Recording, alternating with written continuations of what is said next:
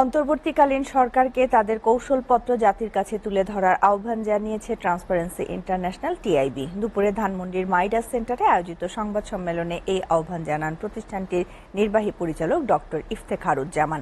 এ সময় তিনি বলেন, তরুণ প্রজন্ম মব জাস্টিস চায় না এবং সরকারের হাতে জাদুর কাঠি নেই যে রাতারাতি সব পরিবর্তন হয়ে যাবে।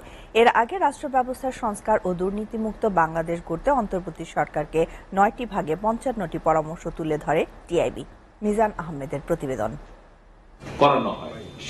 ৫ আগস্ট পরবর্তী নতুন বাংলাদেশে ধানমন্ডির মাইডাস সেন্টারে টিআইবির প্রথম সংবাদ সম্মেলন। নতুন বাংলাদেশ গড়ার শুরুতেই গণ অভ্যুত্থানে শহীদদের প্রতি শ্রদ্ধা জানান টিআইবির নির্বাহী পরিচালক ডক্টর ইফতেখারুজ্জামান। যারা সরাসরি দায়ী এবং যারা হুকুমের অপরাধে দায়ী তাদের সকলকে জাতিসংঘের প্রত্যক্ষ অংশগ্রহণে জাতীয় আন্তর্জাতিকভাবে গ্রহণযোগ্য জবাবদিহি নিশ্চিত করতে হবে। এ সময় দুর্নীতিমুক্ত বাংলাদেশ গড়তে ৯টি ভাগে ৫৫টি সুপারিশ সরকারের কাছে তুলে ধরে টিআইবি, যেখানে রয়েছে আইনশৃঙ্খলা পরিস্থিতি স্বাভাবিক করা, আনুপাতিক সংসদীয় পদ্ধতির প্রবর্তন, রাজনৈতিক দলগুলোকে নির্বাচনী প্রার্থীদের মাঝে ১/৩ তরুণদের জন্য বরাদ্দ রাখার বিধান।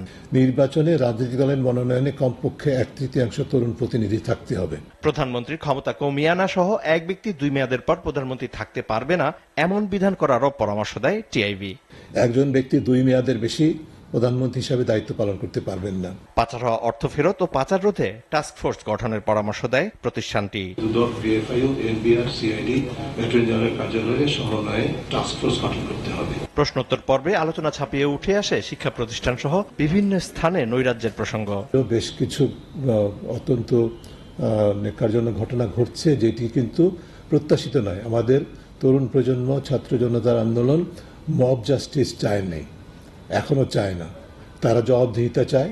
অন্তর্বর্তী সরকারকে সময় দেওয়া প্রয়োজন বলেও ইঙ্গিত দেন তিনি। একটা বড় কর্তৃত্ববাদী সরকার পতনে যে ধ্বংসস্তূপ, তার উপর দাঁড়িয়ে আমরা একটা বিরাট স্বপ্নের জায়গায় যেতে চাচ্ছি, কিন্তু এটার ফলে যে ধ্বংসস্তূপ, এটা তো বিশাল।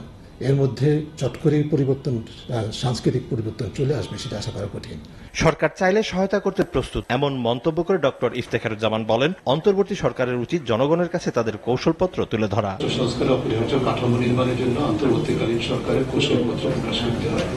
মিজান আহমেদ, এসএটিভি, ঢাকা।